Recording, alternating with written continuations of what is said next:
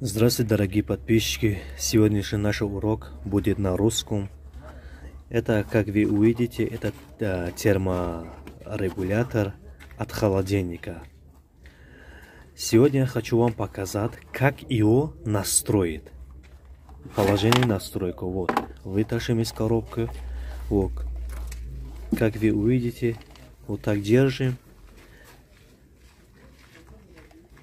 Вот поставим на 5 минут. А здесь на 40. Вот. Допустим, 40 минут работает, 5 минут отдыхает. Это правильная настройка. Ребята, если такой будет у вас,